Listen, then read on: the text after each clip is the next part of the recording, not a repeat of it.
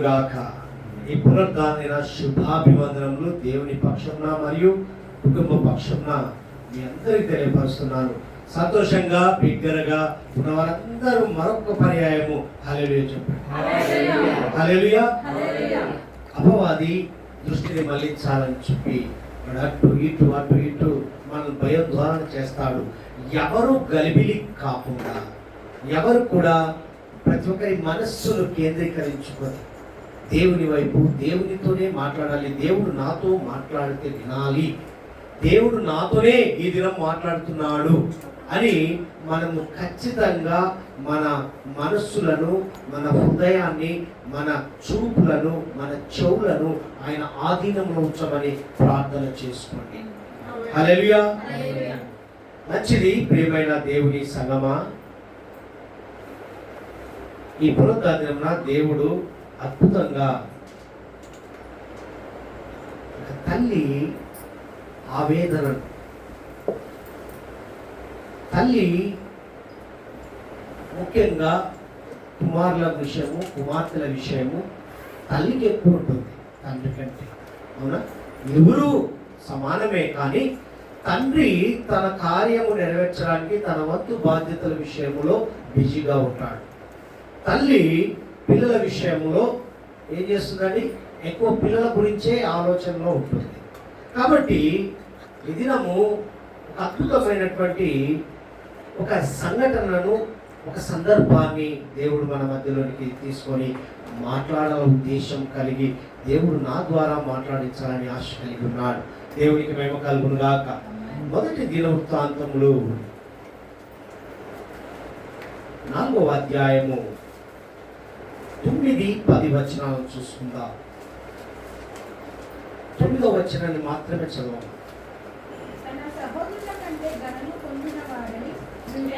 మొదట ఎబ్బేజు తన సహోదరుల కంటే ఘనము పొందిన వాడై ఉండెను. వేదన పడి ఇతని కంటినని అతని తల్లి అతనికి ఎబ్బేజు అని పేరు పెట్టారు. హల్లెలూయా. తల్లి ఇస్తున్నటువంటి ఆర్తనాదం అంటారు కదా, తల్లి చెప్పుకుంటున్నటువంటి మాట గమనించండి. ఎబ్బేజు తన సహోదరుల కంటే ఘనము పొందిన వాడై ఉండేను. అంతవరకు ఓకే. కింద వచనం చూసుకుంటే ఇతని కంటినని అతని తల్లి అతనికి ఎబ్బేజు ఏమని ఇక్కడ చూడండి. వేదన పడి ఇతని కంటినని అతని తల్లి అతనికి ఎబ్బేజు. ఎబ్బేజు అనగా వేదన. హల్లెలూయా. దేవునికి మహిమ కలుగును గాక. ఇది అంశము ప్రియమైన దేవుని బిడ్డారా, ఎబ్బేజు యొక్క నిరీక్షణ. ఎబ్బేజు దేవునితో ఎక్కువగా నిరీక్షణ కలిగి జీవించిన విధానాన్ని బయలుపరుస్తున్నాడు. ఎబ్బేజు యొక్క వేదన దీవెనగా మారుట. ఎబ్బేజు వేదన పడి కన్నానని తల్లి చెప్పింది. తల్లి ఎబ్బేజు అని పేరు పెట్టాను అని చెప్పింది. అయితే ఇక్కడ గమనించండి, ఎబ్బేజు యొక్క వేదన దీవెనగా మార్చిన దేవుడు. హల్లెలూయా. వేదన కలిగినటువంటి వ్యక్తిని దీవెనకరంగా మార్చాడు. దేవునికి మహిమ కలుగును గాక. అయితే ఒక ఉపమానము మీ మధ్యలో తీసుకురావాలని ఆశ కలిగి ఉన్నాను. ఒక దైవజనుని జీవితంలో దేవుడు చేసినటువంటి అద్భుతం, ఇది సత్యం. బెన్సన్ విడోసా అనే దైవజనుడు, బెన్సన్ విడోసా అనే దైవజనుడు నైజీరియా దేశంలో జన్మించాడు. ఆ జన్మించిన క్రమం ఏంటంటే, ఈ బెన్సన్ గారు బాల్య దశలోనే తీవ్రమైన అనారోగ్యానికి గురయ్యారు. ఆ అనారోగ్యం ఏంటంటే చెప్పుకోలేనిది, ఎవరు తీర్చలేరు. తల్లిదండ్రులు ఎన్నో వైద్య పరీక్షలు చేయించారు, ఎంతో మందిని సంప్రదించారు, ఆయా ప్రాంతాలన్నీ సెర్చ్ చేసి ఆయా ప్రాంతాలన్నిటినీ మరి ఏం చేశారంటే తిరిగి తిరిగి అలసిపోయారు.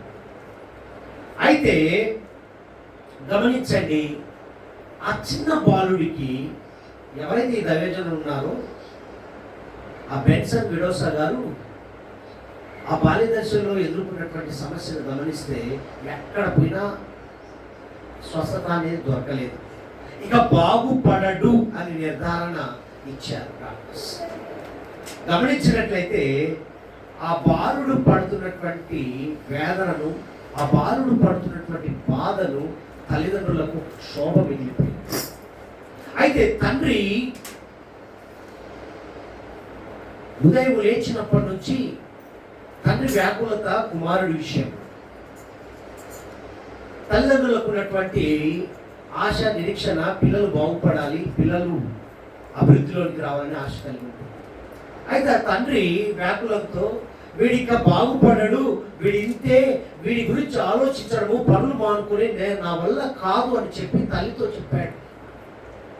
ఇక వదిలేసేయి, అవసరం లేదు, అనవసరంగా మనకు వీడు పుట్టడం ఒక శాపము, వీడి వలన మనకు నష్టజాతకుడు, వీడు ఇంతే అని డిక్లేర్ చేశాడు తండ్రి. తనకున్నటువంటి పరిస్థితిని బట్టి వీడు బ్రతకడు చావడు అంటారు కదా కోపం, వీడు బ్రతకడు చావడు అని తండ్రి ఇక ఎంతగా కుమారుడి విషయంలో అంగలార్చాడు. అయితే ఒకరోజు ఏమైందంటే భార్యాభర్తలు ఇద్దరు పొద్దున్నే కుమారుడిని పలకరించడానికి అని చెప్పి బెడ్రూమ్లోనికి వెళ్ళి అలా అలా కదిలించారు. కదలిక లేదు, చలనం లేదు. సీరియస్గా భర్త భార్య వైపు చూసి ఒక మాట అన్నాడు, ఈ దినము నేను పని మీద వెళ్ళి బయటికి వెళ్ళి ఇంటికి వచ్చేలోపు వీడు నా కంటికి కనపడకూడదు. ఏమన్నాడండి? వీడి శాపము, వీడి వల్ల వీడు నష్టజాతకుడు, వీడి వల్ల నాకేం ఉపయోగం లేదు, ఎంతో వెచ్చించాను అన్న తండ్రి తన భార్యతో చెప్తున్న సందర్భం గమనించండి. వీడు నేను ఇంటికి వచ్చేలోపు వీడు ఇంటిలో ఉండకూడదు. ఏ తల్లి ఒప్పుకుంటుందా? అయితే తనలో ఉన్నటువంటి వేదనను బట్టి మాట్లాడాడే కానీ తన ప్రేమను బట్టి మాట్లాడలేదు. మనం అనుకున్నాం. అయితే ఆ తల్లి ఏం చేసిందంటే, ఎంతగానో నా భర్త శ్రమించాడు, ఇక మా వల్ల కాదు. ఆ సమయంలో ఏం చేయాలో తెలియక ఆ పిల్లవాడిని ఏం చేసిందంటే, ఏ చలనం లేని వ్యక్తి కదా, బట్టలో మూట కట్టేసి ఇంటికి ఒక 100 మీటర్ల దూరంలో చెత్తది ఉంటుంది కదా, ఆ చెత్త కుండి దగ్గరికి ఈ మూటను తీసుకెళ్ళి ఆ మూట ఆ చెత్త కుండి మీద పెట్టింది. ఏం చేసిందండి? చెత్త కుండి మీద పెట్టేసి వెనుదిరగకుండా సరాసరి వచ్చి ఇంట్లో కూర్చొని ఏడుస్తూ మొదలుపెట్టింది. ఏం చేసింది? ఏడుస్తూ మొదలుపెట్టిన క్రమంలో ఇది స్టార్ట్ అయిందండి. కారు మబ్బులు, వర్షం, మొదలైంది. వర్షం పడే సూచనలు కనబడుతున్నాయి. అయినా కూడా తల్లికి ఒక ప్రక్కన అక్కడ నేను కుమారుణ్ణి పెట్టానే అనే ఆలోచన ఉంది. కానీ వర్షం వస్తుంది, కానీ భర్త చెప్పిన మాటలు ఒక పక్కన చెవులు వింటూ దేవునికి మొరపెడుతూ దేవుని వైపు చూస్తూ ఉంది.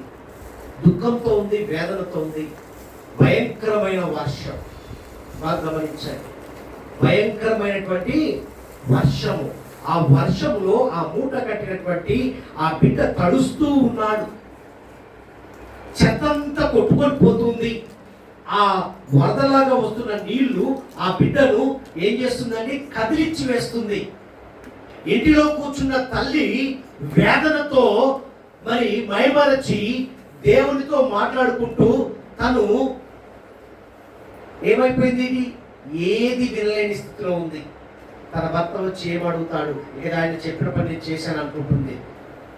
ఇతనికి ఉన్న సమస్య ఏంటి? కదలలేడు, ఒక అరుపు ఉండదు, కదలలేడు, నిర్జీవ స్థితిలో ఉన్నటువంటి ఆ బాలుడు ఒక్కసారిగా పరిశుద్ధాత్మ యొక్క శక్తి ఆ కుమారుని మీద వర్షం వలె కుమరించిన ద్వారా ఆ బిడ్డ ఒక్కసారిగా ఎన్నో ఏళ్ల నుంచి అరుపు లేని స్థితిలో, ఆ నోరు తెరవలేని స్థితిలో ఒక్కసారే ఆ ఏడ్పు మొదలు పెట్టాడు. కేవల కేకలు మొదలు పెట్టడం, అరుపులు, ఏడుస్తూ ఉన్నాడు. ఆ ఏడుస్తున్న సమయంలో ఆ వినే స్వరాన్ని దేవుడు ఆ తల్లికి అనుగ్రహించాడు. ఇంటిలో ఉన్న ఎక్కడో వదిలిపెట్టి వచ్చినటువంటి తల్లి ఆ బిడ్డ స్వరాన్ని గైకొన్నదంటే గమనించండి, ఆ బిడ్డ ఏడుపు ఈ తల్లి చెవులో వినపడింది. ఎన్నో సంవత్సరాలు ఇక వీడు బ్రతకడు చావడు అనుకున్న స్థితిలో ఒకేసారి ఆ కుమారుడు ఏడవడం మొదలు పెట్టాడు. అరుపులు వినపడ్డాయి, చలనం వచ్చింది. వెంటనే ఆ తల్లి ఆ స్వరాన్ని విని గైకొని ఏం చేసిందంటే పరుగున వెళ్ళి ఆ కుమారుని అలాగే హత్తుకొని ఇంట్లోకి తీసుకొని వచ్చి స్నానం చేయించి ఆ బట్టతో తుడిచి పరుగులు పెట్టి దేవునికి ప్రార్థన చేసింది. నువ్వు ఇచ్చావు, నువ్వే బ్రతికించావు. నా భర్త ఈ దినము రాగానే వీడు నాకు కనపడకూడదు అనుకున్నాడు, కానీ నువ్వు గొప్ప అద్భుతం చేశావయ్యా అని చెప్పి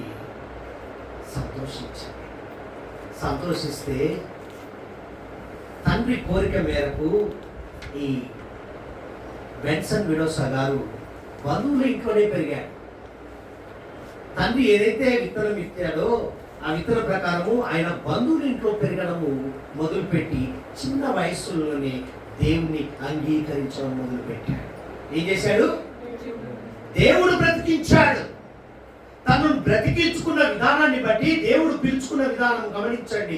ఈ దినము ఏం చేశాడు? అంగీకారంలోనికి వెళ్ళాడు, అంగీకరించాడు, దేవుని పిలుపును అందుకున్నాడు. ఆఫ్రికా దేశంలో నైజీరియా ప్రాంతంలో జన్మించినటువంటి జెడ్సన్ గారు ఏం చేశారంటే ఆయన సాక్ష్యము ద్వారా ఆఫ్రికా దేశంలో 4 మందిని రక్షించాడు, దేవుని వైపు తిప్పాడు. తన సాక్ష్యము ద్వారా ఏమైపోయిందంటే సువార్త ప్రకటించడం మొదలుపెట్టాడు. తీసివేసిన రాయి ఎందుకు పనికిరాని వ్యక్తి, ఎందుకు పనికిరాని బాలుడని చెప్పి ఇంటిలో నుండి తీసి ఎక్కడికి వెళ్ళాడని చెత్త కుప్పలోనికి తీసుకెళ్ళాడు. తను రక్షించాడు. దేవుడు ఏం చేశాడు? మహిమపరిచాడు. దేవునికి మహిమ కలుగును గాక. హల్లెలూయా. ఇలాంటి చేదనుభవాలు మన జీవితంలో ఎదురయ్యాయని నమ్ముచున్నారా? ఏదో ఒక సందర్భంలో మనకు కూడా ఎదురయ్యాయి. అయితే ఇక్కడ గమనించండి, బెన్సన్ను దేవుడు ఏం చేశాడంటే పెంట కుప్ప మీద నుండి తీసి స్వస్థత పరిచి రక్షణలోనికి నడిపించి తన సేవకు పిలుచుకొని ఏం చేశాడు? సేవలో వాడుకున్నాడు. హల్లెలూయా. సేవలో గొప్పగా వాడుకున్నాడు. దేవుడు మనల్ని ఎందుకు వాడుకోడు? హల్లెలూయా. గమనించండి, ఈ దినము నన్ను ఎందుకు వాడుకోడు అని అనుకుంటున్నావేమో. దేవుడు మనల్ని ఎందుకు వాడుకోడండి? తప్పకుండా వాడుకుంటాడు, ఆశీర్వదిస్తాడు. అందుకే కీర్తనకారుడు 113వ కీర్తనలోనికి వెళ్ళాం. 113వ కీర్తన 8వ చరణాన్ని ఒకసారి గమనించు. ఆయన నేల నుండి దరిద్రులను లేవనెత్తువాడు, పెంట కుప్ప మీద నుండి బీదలను పైకెత్తువాడు. హల్లెలూయా. ఈ బెన్సన్ను ఎక్కడి నుంచి తీసుకొచ్చాడు దేవుడు? మరి వాక్యం సత్యమా? ఏమంటున్నాడు ఇక్కడ? ఆయన నేల నుండి దరిద్రులను, వీడు పనికిరాడు, వీడు శాపము, వీడు చస్తే బాగుండు, వీడు చావడు బ్రతకడు అన్న తల్లిదండ్రులకు ఒక వృక్షములాగా నిలబడ్డాడు. పెంట కుప్ప మీద నుండి, చూడండి ఎంత గొప్ప దేవుడు. ఆయన నేల నుండి దరిద్రులను లేవనెత్తువాడు, పెంట కుప్ప మీద నుండి బీదలను. ఈరోజు మన స్థితిగతులు ఏ విధంగా ఉన్నాయో అనుకుంటున్నామేమో. ఆయన ఎవరిని లేపుతాడంట? బీదలను పైకెత్తువాడు. పెంట కుప్ప మీద నుండి స్వరాన్ని గైకొనే శక్తిని తల్లికి అనుగ్రహించిన దేవుడు. ఇక అయిపోయింది, వీటిని ఇంటిలో నుండి పారవేయమని చెప్పిన తండ్రికి ఒక గొప్ప నిదర్శనంగా కనపడ్డాడు. గొప్ప సేవకుడు అయ్యాడు. శాపము అన్న వ్యక్తి దైవ రూపంగా దేవుడు మార్చాడు. హల్లెలూయా. ఎబేజు జీవితంలో కూడా అనేకమైన చేదు అనుభవాలే మనకు కనిపిస్తాయి. ఈ గ్రంథంలో చదివిన పరిశుద్ధ గ్రంథంలో మొదటి దినవృత్తాంతంలో 4వ అధ్యాయము 8-9 వచనాలు గమనించినట్లయితే చదవము ఒకసారి. ఎబేజు తన సహోదరుల కంటే ఘనము పొందిన వాడై ఉండెను. వేదన పడి ఇతని కంటినని అతని తల్లికి అతని ఎబేజు పేరు పెట్టెను. హల్లెలూయా. బెన్సన్ తల్లి కూడా అదే విధంగా అనుకుంది. వేదన పడి కన్నానే, 9 మాసాలు మోసి వేదన పడి కన్న కుమారుడు ఈ విధంగా అయిపోయాడని ఆ బెన్సన్ తల్లి కూడా అనుకుని ఉండొచ్చు కదా. ఎబేజు విషయంలో కూడా తల్లి అదే విధంగా అనుకున్నారండి. ఎబేజు ఇశ్రాయేలుల దేవుని గురించి మొరపెట్టి నీవు నన్ను నిశ్చయముగా ఆశీర్వదించి నా సరిహద్దులను విశాలపరిచి నీ చెయ్యి నాకు తోడుగా ఉన్నా, దయచేసి నాకు కీడు రాకుండా దానిలో నుండి నన్ను తప్పించుము అని ప్రార్థింపగా దేవుడు అతను మనవి చేసిన దానిని అతనికి హల్లెలూయా. ఎబేజు అనగానే వేదన నుంచి, శోధన నుంచి పరిగణించమని దేవుణ్ణి మొరపెట్టిన ఎబేజు గారి జీవితంలో ఎన్నో చేదు అనుభవాలు. ఎబేజు తల్లి వేదన పడి ఇతని కంటిని చెప్పుకున్నది 9వ వచనంలో. ఈరోజు తల్లిదండ్రులు చెప్పుకున్న రీతిని గమనించినట్లయితే, సాక్ష్యాలు విన్న రీతిగా గమనించినట్లయితే, పిల్లల గురించి నిజంగా నీ జీవితము, నీవు ఎలాంటి స్థితిలో ఉన్నావు, ఎలాంటి పరిస్థితిలో ఉన్నావు, ఎలాగ నీకు జన్మ ఇచ్చి నేను పెరిగి పెంచి ఆ పెరుగుదలలో నేను పడ్డ శ్రమ గుర్తుందా అని పిల్లలను గుర్తు చేస్తామా? ఎబేజు తల్లి కూడా అదే విధంగా అనుకుంది. అయితే గమనించండి, ఆ వేదన ఏంటి, ఆ తల్లి వేదన ఏంటి అంటే ఆరంభ దశలోనే దేవుడు బయలుపరిచాడు. 3వ అధ్యాయంలోకి వెళ్ళండి. ఆదికాండము 3వ అధ్యాయము 16వ వచనం నుంచి చదువు. ఆదికాండము 3వ అధ్యాయం. ఆయన స్త్రీతో నీ ప్రయాసమును నీ గర్భవేదనను నేను మిక్కిలి హెచ్చించదను, వేదనతో పిల్లలు కందువు. ఏమంటున్నాడు? నీ భర్త ఎడల నీకు వాంఛ కలుగును, అతడు నిన్ను ఏలునని. ఎందుకు ఈ సందర్భం వాడాడు? దేవుడు చెప్పిన దానిని వినకుండా చేసిన క్రమమును బట్టి వారికి ఆ వాక్కును సెలవిచ్చాడు. స్త్రీ విషయంలో దేవుడు ఆరంభ దశలో మాట్లాడాడు. ఆయన స్త్రీతో నీ ప్రయాసము నీ గర్భవేదనను నేను మిక్కిలి హెచ్చించదను, వేదనతో పిల్లలు. మరి ఎబేజు తల్లి చెప్పడంలో పెద్ద విశేషం కాదు కదా, తన విషయంలో బట్టి చెప్పింది. ఇక్కడ ఆరంభ దశలే దేవుడు సెలవిచ్చున్నాడు. ప్రియమైన దేవుని సంగమా, ఇక్కడ గమనించండి, ప్రసవ సమయంలో వారి వేదన ఇంత అంత కాదు. ఎవరిది? స్త్రీది. అందుకే స్త్రీలు ఘట్టము, ఏమో ఘట్టం అండి, బలమైన ఘట్టము అనుకోవచ్చు. మేము బలహీనులమని, వాళ్ళే బలమైన ఘట్టం. ఇక్కడ గమనించినట్లయితే ప్రసవ సమయంలో వారి వేదన ఇంత అంత కాదు, ప్రాణము పోయేంతగా ఉంటుంది. కనిన వారికి తెలుస్తుందండి ఆ బాధ ఏంటో కదా. ఇక్కడ గమనిస్తే ఒక చక్కని మాట కనపడుతుంది. ఇక్కడ ఎబ్బేజు తల్లి అంతకంటే మరి ఎక్కువగా వేదన పడింది. ఇంకా మాట రాయబడింది, గమనించండి. ఎబ్బేజుకు జన్మనిచ్చింది. ఎబ్బేజు జన్మించినప్పుడు పెరుగుదలలో ఎదుగుదలలో అతడు పొందిన శ్రమలను బట్టి మాట్లాడిన విధానం. ఈరోజు పిల్లల విషయంలో మనం కూడా వారు పెరిగే విధానంలో, వారు నడిచే విధానంలో, వారు అభివృద్ధి పొందే విధానంలో కూడా మనము మాట్లాడతాం. ఇక్కడ కూడా మాట్లాడిన మాట చూడండి, వేదన ప్రతి పేరులో ఉంటుందండి. ఎబ్బేజులే కాదు, ప్రతి పేరులో వేదన ఉంటుంది. ఏదో ఒక అర్థము దానికి ఉంటుంది. చూడండి, మత్తయి సువార్తలోకి వెళ్దాం. 1వ అధ్యాయం 21వ వచనం ఒకసారి గమనిద్దాం. మత్తయి సువార్త 1వ ఆమె ఆమె యొక్క కుమారుని కనులు తన ప్రజలను వారి పాపము నుండి ఆయనే రక్షించును కనుక ఆయనకి యేసు ఎబ్బేజు వేదనతో అని తల్లి చెప్పింది.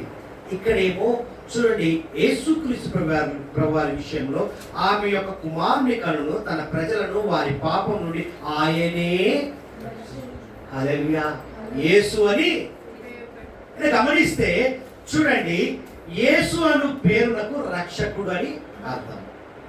అయితే చూడండి, పాపం నుండి రక్షించును, మరలా సాతాను బంధకంలో నుండి రక్షించును, మరలా అనారోగ్య సమస్యల నుండి రక్షించును, వేదనకరమైన బాధల నుండి రక్షించును.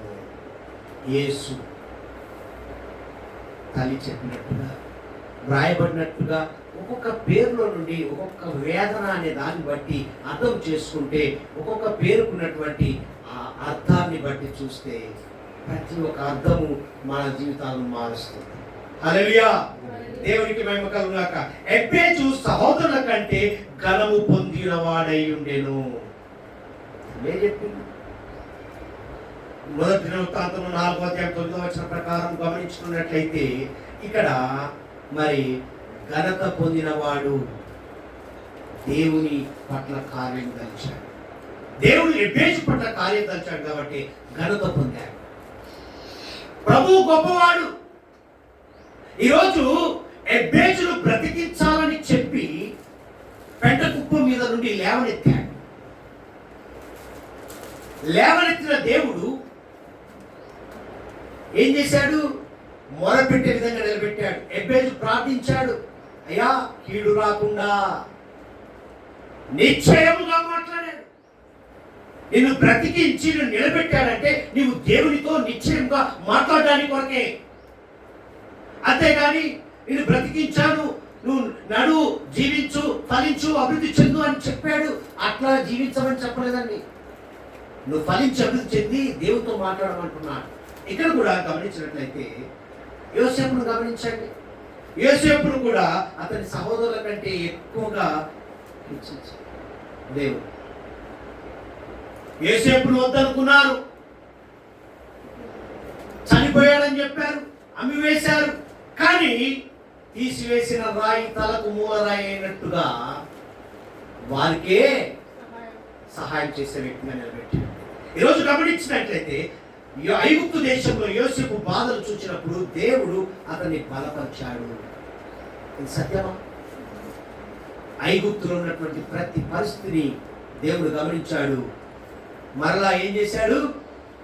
యోసేపును తలగా ఉంచాడు.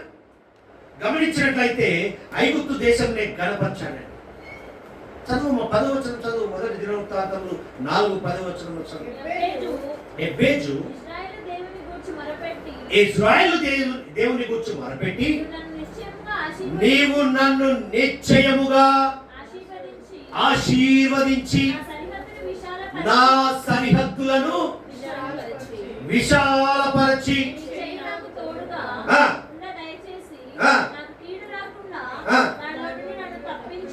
హల్లెలూయా. ఎబ్బేజు ప్రార్థన ఇశ్రాయేలు దేవుని గురించి మొరపెట్టాడు. కనబడుతుందా ఇక్కడ? మొరపెట్టాడు. ఎబ్బేజు శ్రమల్లో మనుషుల వైపు చూడలేదండి. మనుషుల వైపు చూడకుండా, మనుషులపై ఆధారపడకుండా దేవునిపై ఆధారపడి దేవుణ్ణి ఏం చేశాడంటే పరిష్కారం నువ్వే ఇయ్యాలి అని చెప్పి దేవుణ్ణి ఖచ్చితంగా నిశ్చయముగా అన్నాడు. ఖచ్చితంగా అడిగాడు. అడిగిన విధానాన్ని గమనిస్తే చూడండి, 118వ కీర్తనలోకి వెళ్ళమ్మా, 8వ వచనాన్ని చదువు. 118వ కీర్తన 8వ వచనంలో ఏమన్నా, మనుష్యులను నమ్ముట కంటే యెహోవాను ఆశ్రయించుట. మరి ఎబ్బేజు ఎవరి మీద ఆధారపడ్డాడండి? మనుషుల మీద ఆధారపడ్డా. ఈరోజు నీవు నేను మనము మనుషుల మీద ఆధారపడుతున్నాం. అందుకే మన లైఫ్ లో సక్సెస్ లేదు. ఒకవేళ సక్సెస్ ఉందంటే దేవుని మీద ఆధారపడ్డాడు. మళ్ళా ఫెయిల్యూర్కి వచ్చావా? మనుషులపై. ఇక్కడ గమనించండి, సమస్యలు రాగానే కొందరైతే ఏం చేస్తారు, ఇటు అటు ఇటు అటు తిరుగుతారు. దేవుని దగ్గరికి రారు, దేవుని సన్నిధానికి దూరంగా ఉంటారు, దేవునితో మాట్లాడరు. దేవుడు నాకేం చేశాడని దేవుని మీద అడుగుతాం. మనుషుల మీద అలిగేది వేరు, దేవుని మీద అలిగేది వేరు. బాగా గమనించండి, ఇక్కడ మనము దేవుని వైపుకు పరిగెత్తాలి. 118వ కీర్తనలో వ్రాయబడిన మాటలు చూసుకుంటే, మనుషులపై ఆధారపడుట కంటే యెహోవాను ఆశ్రయించుట మేలు. హల్లెలూయా. ఇక్కడ గమనించినట్లయితే ఎబ్బేజు దేవునితో నన్ను నిశ్చయముగా ఆశీర్వదించని ప్రార్థన చేశాడు. మనం చేస్తున్నాము, అయ్యా నన్ను నిశ్చయముగా ప్రార్థన చేస్తున్నావా, ఆశీర్వదిస్తున్నావా అని అడిగావా? దేవుని ఎప్పుడన్నా అడిగావా? నిశ్చయముగా అంటున్నాడు. ఎంత చక్కగా అంటాడో చూడండి, నీవు నన్ను నిశ్చయముగా ఆశీర్వదించి నా సరిహద్దులను. హల్లెలూయా. దేవునికి మహిమ కలుగునా. నిజమే, ఎన్ని ఉన్నా దేవుని ఆశీర్వాదం లేకపోతే అది శూన్యం. నీకు ఎన్నెన్నో ఉండొచ్చు, దేవుని ఆశీర్వాదం లేకపోతే అది జీరో. గమనించండి, అందుకే సామెత గ్రంథంలో డాక్టర్ సొలొమోన్ గారు రాస్తారు, 10వ అధ్యాయంలోనికి వెళ్ళాము, 22వ వచనానికి చదువు. 10వ అధ్యాయం 22వ వచనం, యెహోవా ఆశీర్వాదము ఐశ్వర్యమిచ్చును, నరుల కష్టము చేత ఆ ఆశీర్వాదము. దేవుడిచ్చు ఆశీర్వాదం కంటే నీ ఆశీర్వాదం ఎక్కువ కాదు. హల్లెలూయా. నరుల చదువురా, యెహోవా ఆశీర్వాదము ఐశ్వర్యమిచ్చును, నరుల కష్టము చేత ఆశీర్వాదం ఎక్కువ కాదు. నువ్వు అనుకోవచ్చు ఫలించి అభివృద్ధి చెందమన్నాడు, అందుకే పోరాడుతున్నా, ఇంత కూడబెట్టా. చిరిగిన సంచిలోనికి పోతుందండి, చిల్లులు పడతాయి, చిమటలు పడతాయి. జాగ్రత్త సుమ. అందుకే అంటున్నాడు, నా సరిహద్దులను విశాలపరచమని ఎబ్బేజు అడిగాడు. 4వ అధ్యాయం 10వ వచనం. నువ్వు ఎప్పుడైనా అడిగావా? వస్తున్నావు, పోతున్నావు, మొరపెడుతున్నావు, ఉదయం లేస్తున్నావు, రాత్రి పడుకుంటున్నావు, దినచర్య జరుగుతుంది. ఎప్పుడైనా నిశ్చయంగా నా కీడు రాకుండా నా సరిహద్దులు విశాలపరచయ్యా అని ఎప్పుడైనా అడిగావా? ఎబ్బేజు అడిగాడు. వేదన పరుడు అడిగాడు. తల్లి వేదన పడింది, కన్నది. మరి అన్నదమ్ముల కంటే గణపరిచాడు. కానీ ఆయన అడిగాడు కాబట్టి ఆయన ఏమయ్యాడు? ఆశీర్వాదవంతుడు. ప్రియమైన దేవుని బిడ్డలారా, ఒకసారి గమనించండి, ఆశీర్వాదం వచ్చిన తర్వాత విశాలత అవసరం అండి. ఆశీర్వాదం ఓకే, ఆశీర్వాదం వస్తుంది, కానీ ఆశీర్వాదంతో వచ్చిన తర్వాత ఏం కదా, మనకు విశాలత అవసరం. గమనించండి, ఆ విశాలత ఏంటంటే, ప్రారంభంలో ఏం చేస్తాం, చిన్న ఇంటిలోనికి చేరతాం. రాను రాని ఏమైంది, సామాన్లు ఎక్కువైపోతాయి, రకరకాలు అన్నీ అయిపోతాయి, ఇరుకవుతాయి. మా పరిస్థితి ఫస్ట్ ఏమవుతుంది, చిన్న 2 రూములైనా చాలనుకుంటాం. వెళ్ళిన వాళ్ళందరికీ అదే జరిగింది. దేవుడికి మేము కలుగుతాం. ఆశీర్వాదం వచ్చిన తర్వాత ఏం చేయాలి? ఆశీర్వాదం తాగకూడదండి. నా సరిహద్దులను విశాలము అవసరం. మనకు డబుల్ బెడ్రూమ్ అయితే బాగుంటుందండి. పిల్లలు పెద్దగా అవుతున్నారు కదా, విశాల. దాని అర్థం ఏంటి? విశాలత అవసరము. ప్రారంభంలో మనం ఏం చేస్తాం, చిన్న చాలని అనుకుంటాం, రాను రాను అది పెద్దగా అవుతుంది. అందుకే గమనించండి, మనము సేవించుచున్న దేవుడు ఫిలిప్పీయులకు రాసిన పత్రికలోకి వెళ్దాం. అపోస్తలుడైన పౌలు భక్తుడు మాట్లాడుతున్న విధానం చూడండి. ఫిలిప్పీ సంఘంతో చెప్తాడు చక్కని మాట. 4వ అధ్యాయం 19వ వచనం చదువు. కాగా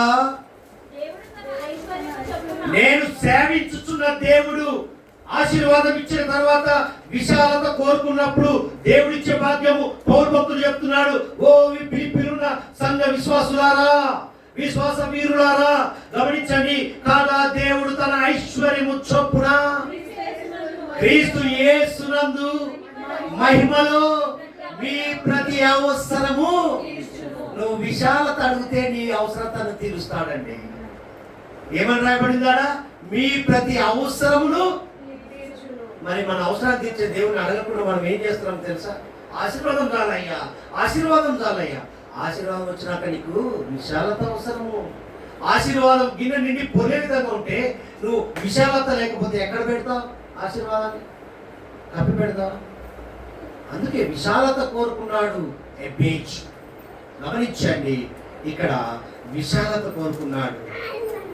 ఈరోజు మనం అనుకున్నాం, నీవు నేను మనము గమనించండి, ఎన్నో రోజుల నుండి ఇరుకులో ఇంటిలో ఉన్నావేమో,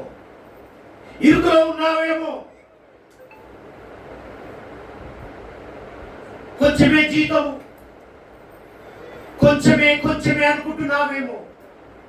ప్రేమైన దేవుని సంగమా, రెట్టింపు చేయు దేవుడు మనకున్నాడు.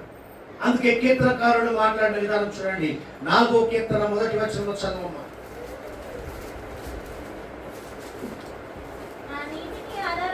నా నీతికి ఆధారమగు దేవా, నేను మొరపెట్టినప్పుడు నాకు ఉత్తరమిమ్ము. ఇరుకులో నాకు విశాలత కలుగజేసిన వాడవు నీవే. నన్ను కరుణించి నా ప్రార్థన చదువు. ఇంకా నరులారా, చూసారా మనం ఏం చేస్తున్నాము? విశాలత అడగకనే. ఇక్కడ రాయబడిన మాట గమనించినట్లయితే చూడండి, ఇరుకులో నాకు విశాలత కలగజేసిన వాడవు నీవే. ఈరోజు నీకు బిజినెస్ చిన్నది, చిన్న ఉద్యోగం, చిన్న సంపాదన, చిన్న ఇల్లు అనుకుంటున్నావేమో. మనము సేవించుతున్న దేవుడు గొప్ప సమర్థుడు. అందుకే ఎబ్బేజు అడిగాడు, నాకు విశాలత కావాలయ్యా. మరలేమంటాడు తెలుసా? నాకు కీడు రాకుండా కాపాడయ్యా. ప్రియమైన దేవుని సంగమా, చూడండి, దేవుడు మనల్ని ఆశీర్వదించిన తర్వాత దేవుని తోడు మనకు చాలా అవసరం. అందుకే 4వ అధ్యాయం 10వ వచనంలో మాట్లాడాడు ఎబ్బేజు. దేవునితో మాట్లాడిన విధానం చూడాలి. చదువు ఒకసారి. 1 దినవృత్తాంతం 4వ అధ్యాయం 10వ వచనం. ఎబ్బేజు ఇశ్రాయేలు దేవుని గురించి మొరపెట్టి, నీవు నన్ను నిశ్చయంగా ఆశీర్వదించి నా సరిహద్దులను విశాలపరిచి నీ చెయ్యి విశాలపరచు, నీ చెయ్యి. విశాలత కావాలి, ఆశీర్వాదం కావాలి, మరలా నీ చెయ్యి ఉంటేనేనయ్యా. నీ చెయ్యి నాకు తోడుగా ఉండాలి. హల్లెలూయా. ఆయన హస్తం లేకపోతే ఎన్ని ఉన్నా శూన్యం. ఆయన నీతో లేకపోతే, నీ సరిహద్దులు విశాలపరిచిన, నీకు ఆశీర్వాదం వచ్చిన, ఆయన చెయ్యి తోడుగా లేకపోతే అవన్నీ శూన్యమే. అందుకే అంటున్నాడు, ఏమంటున్నాడు తెలుసా? నీ చెయ్యి నాకు తోడుగా ఉండాలి.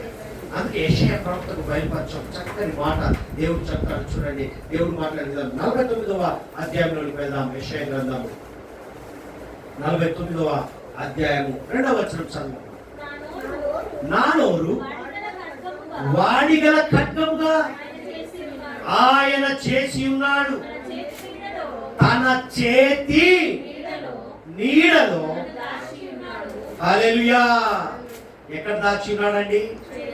తన చేతి నీడలో దాచి ఉన్నాడు. నన్ను మెరుగు పెట్టిన అంబుగా చేసి తన అంబుల పుదిలో మూసి. హల్లెలూయా. ఆయన చేతి నీడలో దాచి ఉన్నాం. అది గమనించు. ఏమంటున్నాడు ప్రవక్త బయలుపరచబడి? చూసారా, నా నోరు వాడిగల ఖడ్గముగా ఆయన చేసి ఉన్నాడు. నీ నోరు ఏంటో తెలుసా? గమనించండి, అవసరమైన చోటనే నోరు వాడాలి, అనవసరమైన చోట వాడకూడదు. మన నోట్ల నుండి ఏమొస్తుంది? వాడిగల ఖడ్గము మాటలు, జీవము గల మాటలు వస్తాయి. అందుకే అంటున్నాడు, తన చేతి నీడలో నన్ను దాచి ఉన్నావు. ఆయన చేతి నీడలో ఉన్నాం, మనకి ఏమీ హాని కలగదు. హల్లెలూయా. ప్రియమైన దేవుని బిడ్డారా, 16వ వచనం చదువు. అదే 16వ వచనం. చూడుము, నా అరచేతుల మీద. మరి ఆయన చేతి నీడ ఎందుకు ఉంటుందండి మన మీద? అరచేతిలో చెక్కి ఉన్నాడు. నీ ప్రాకారము నిత్యము నా ఎదుట నీ సరిహద్దులను విశాలపరిచి వాటి ప్రాకారములకు కంచె వేశాను. హల్లెలూయా. సెక్యూరిటీ ఇచ్చాడండి దేవుడు. దేవునికి మహిమ కలుగును గాక. ఎంత గొప్ప దేవుడు అండి. చూసారా, నీ ప్రాకారముల ఎదుట, నీ ప్రాకారములు నిత్యము నా ఎదుట ఉన్నవి. హల్లెలూయా. దేవుడి చేతి సహాయం, కనుదృష్టి ఎల్లప్పుడూ మన మీదనే ఉంటుంది. హల్లెలూయా. దేవుడు మన చేతిని పట్టుకొని నడిపిస్తాడు. దేవునికి మహిమ కలుగును గాక. ఆయన పట్టుకొని నడిపించకపోతే నీవు, నేను, మనము ఏమైతావో తెలుసా? వదిలిపెట్టాడే అనుకో. తండ్రిని వదిలిపెట్టిన కుమారుడు ఎలా అయిపోయాడండి? పందులా పొట్టును తిన్నాడు. తర్వాత తెలుసుకొని తిరిగి వస్తే ముద్దు పెట్టి, మన దేవుడు అలాంటి వాడేనండి. నువ్వు వెళ్ళిపోయినా నీ వైపే. అందుకే ఆయన ఏం చేస్తాడు తెలుసా? అందుకనే దేవుడు మన చెయ్యిని పట్టుకొని ఉన్నాడు. నువ్వు ఎక్కడ వదిలిపోతావు? ఆయన నిన్ను వదలటం కాదు, నువ్వు ఎక్కడ వదిలిపోతావు అని ఆయన చెయ్యి పట్టుకొని నడిపిస్తున్నాడు మన దేవుడు. అందుకే ఎబ్బేజు అంటాడు, ఏమంటాడంటే, కీడు రాకుండా దానిలో నుండి నన్ను తప్పించు. మరి 4వ అధ్యాయం 10వ వచనంలో చెప్తాడు, దేవుడు మనల్ని ఆశీర్వదించిన తర్వాత మనకు కీడు కల్పించేవారు ఉంటారు. ఆశీర్వాదం వస్తుంది, విశాలత వస్తుంది, కీడు కల్పించే అపవాది వెంటాడుతాడు. ఎక్కడో లేదు, మన ఇంట్లోనే ఉంటుంది. గమనించండి, ఇక్కడ కూడా అదే జరిగింది. ఎబ్బేజు విషయంలో జరిగింది. దేవుని కాపుదల కొరకు ప్రార్థన చేశాడు. ఆయన కీడు వస్తుందనే గమనించి దేవుణ్ణి అడిగాడు, దేవుని మాట పెట్టాడు. ఆదికాండంలోకి వెళ్ళండి. దేవుడు ఆశీర్వాదం ఇచ్చిన తర్వాత ఏమవుతుందో చూద్దాం. అక్కడ ఏం జరిగిందో చూడండి. ఆదికాండము 26వ అధ్యాయంలోకి వెళ్దాం. 26:12 చదువు. ఇస్సాకు ఆ దేశమందున్న వాడై విత్తనము వేసి ఆ సంవత్సరము 100 ఫలము పొందెను. బాగా గమనించండి ప్రియమైన దేవుని బిడ్డలారా, 100 యెహోవా అతన్ని ఆశీర్వదించెను గనుక ఆ మనుషుడు బాగా గమనించండి, ఆశీర్వదించాడు, విశాలత ఇచ్చాడు, గొప్పవాడయ్యాడు. అతడు మిక్కిలి గొప్పవాడగు వరకు క్రమక్రమంగా అభివృద్ధి పొందుతూ. చూసారా, రెట్టింపు అభివృద్ధి. అతనికి గొర్రెల ఆస్తియు గొడ్ల ఆస్తియు దాసులు గొప్ప సమూహమును కలిగినందున ఫిలిష్తీయులు అతని యందు. హల్లెలూయా. దేవుడిచ్చాడు ఆశీర్వాదము, అభివృద్ధి పరుచుకుంటూ వెళ్తున్నాడు ఇస్సాకు. అది చూసిన ఫిలిష్తీయులు అసూయపడిరి. దేవుడిచ్చిన ఆశీర్వాదాన్ని కీడు రాకుండా తప్పించమని ఎబ్బేజు అడిగిన విషయము సత్యమా? సత్యమేనా? నువ్వు ఎప్పుడైనా అడిగావా? అయ్యా ఆశీర్వాదం ఇయ్యు అని అడిగావే కానీ, పొందుకున్నావే కానీ విశాలత అడిగావా? నా సరిహద్దులను విశాలపరచని అడిగావా? అడిగి కీడు రాకుండా, అసూయ పడకుండా, నన్ను చూచి ఏడవకురా బోర్డు పెట్టాలి, అందరూ బాగుండాలి, మాట వరకే. కానీ ఫిలిస్తీయులు ఏం చేశారండి? అసూయపడి అతని తండ్రి అయిన అబ్రహాము దినములలో అతని తండ్రి దాసులు త్రవ్విన బావులన్నిటిని ఫిలిస్తీయులు మన్ను పోసి, వాళ్ళ కాసి చూడండి, తవ్విన బావులను పూడ్చేదాకా. ఈరోజు నీకు ఎట్లా వచ్చింది ఆశీర్వాదం, ఎట్లా సంపాదించాడు, ఏ రకంగా వచ్చిందని తవ్వుతే పనిలో ఉంటారు, పూడ్చే పనిలో ఉంటారు. అందుకే ఎబ్బేచు అడిగిన విధానము మన జీవితంలో నిలిచి ఉండడు గాక. నిశ్చయముగా ఏమడిగాడు? 9-10 వచనాలు. నిశ్చయముగా నీ చెయ్యి నాకు తోడుగా ఉంటే నేను ఆశీర్వాదాన్ని నిలుపుకుంటాను. హల్లెలూయా. అయితే ఏం చేశాడో తెలుసా? ఫిలిస్తీయులు అసూయపడి మూసివేస్తే ఇస్సాకు వెళ్ళి వారితో గొడవ పడలేదండి, వారితో పోరాడలేదు. ఇస్సాకు ఏం చేశాడో తెలుసా? వారితో ఎదురుగా పోయి ఫైట్ చేయలేదు. ఏం చేశాడో తెలుసా? దేవుడు ఇస్సాకు కరువు సమయంలో 100 ఆశీర్వాదం ఇచ్చాడని గమనించి ఏం చేశాడు? ఇస్సాకు ఆశీర్వాదం చూసి ఆ దేశస్థులు అసూయపడిన విధానాన్ని అన్నిటినీ గమనించి ఇస్సాకు ఏం చేశాడంటే వారితో కీడు నుండి దేవుడు దూరంగా వెళ్ళమని చెప్పి వెళ్ళిపోయాడు. ప్రకృతి వెళ్ళాడు. వెళ్ళిపోయి మరలా ఆశీర్వాదంలోకి వెళ్ళాడు. దేవుడు చెప్పిన వీటి మాట విన్నప్పుడు నువ్వు బాగుపడతావు. వారితో పోరాడి వెనుదిరిగి అట్టెట్ట ఇది మా తాతల నాటిది, ఇది మా తండ్రి పితాజీతము అని ఎదురు తిరిగాడా? తిరిగింటే కోల్పోయేవాడు. తిరగలేదు, వెళ్ళిపోయాడు. ఇంకా బ్లెస్ అయ్యాడు. దేవునికి మహిమ కలుగునుగా. ప్రేమైన దేవుని బిడ్డలారా, ఎబ్బేజు దేవుని ఆశీర్వాదం పొందాడు. ఇది సత్యం. కీడు నుండి నన్ను కాపాడు ప్రభువా అని ప్రార్థించాడు, మొరపెట్టాడు. మొదటి దినవృత్తాంతంలో వ్రాయబడిన మాట చూస్తే ఇక్కడ 4వ అధ్యాయము 9-10 వచనాలు గమనించినట్లయితే, ప్రియమైన దేవుని సంగమా, ఈ మధ్యాహ్న సమయంలో ఈ పునరుద్ధానంలో దేవుడు బయలుపరచబడిన విధానాన్ని ఒక్కసారిగా మనం గమనించుకున్నట్లయితే ఇక్కడ చూడండి, ఎబ్బేజు ఇశ్రాయేలు దేవుని గూర్చి మొరపెట్టి నన్ను నిశ్చయముగా ఆశీర్వదించి నా సరిహద్దులను విశాలపరచి నీ చెయ్యి నాకు తోడుగా ఉండ దయచేసి నాకు కీడు రాకుండా దానిలో నుండి, అయ్యా నాకు కీడు రాకుండా నువ్వు ఇచ్చిన ఆశీర్వాదం, నువ్వు ఇచ్చినటువంటి విశాలత దాన్ని దొంగిలించకుండా, కీడు రాకుండా ఏమంటున్నాడు? దానిలో నుండి నన్ను పోరాడే శక్తి అయ్యా, నేను గెలుచుకున్నాను, పోరాడి నా పిత్రాచితాన్ని నిలబెట్టుకున్నాను, ఎవడో దాన్ని తన్నుకుపోతున్నాడు, నేను పోరాడే శక్తి అని అడిగాడా?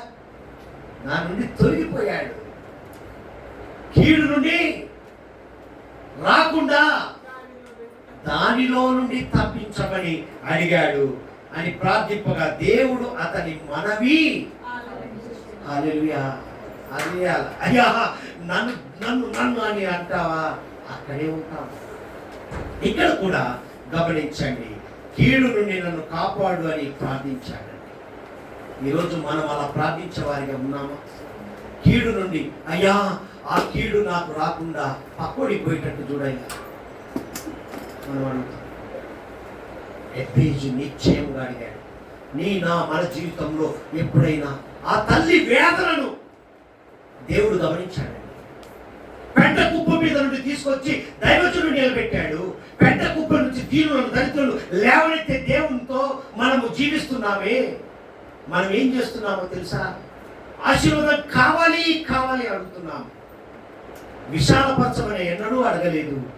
ఆ విశాలతను దొంగిలించాలని చూస్తున్న అపవాది కీడు నుండి మమ్మల్ని తప్పించు అని ఎన్నడూ అడగలేదు. కాబట్టి మనం ఇలా ఉండిపోయాం. అడిగిన వారు మన ముందే ఆశీర్వాదంతో గిన్నెండిపోయే విధంగా మన ముందు కనపడుతున్నారు. దేవునికి మహిమ కలుగునుగాక. ప్రియమైన దేవుని బిడ్డలారా, అందుకే ఇక్కడ గమనించండి, దేవుడు అతని సహోదరులు అందరిలో ఘనత పొందిన వానిగా చేశాడు ఎబ్బేజు. ఈరోజు నిన్ను నన్ను మనం కూడా ఘనత పొందేవారిగా చేస్తాడండి. ఎప్పుడైతే ఆయన్ను అడిగినప్పుడు, అడగకనే మీరు అడగకనే పొందుకోలేకపోతున్నారు అంటాడు ఒక దగ్గర.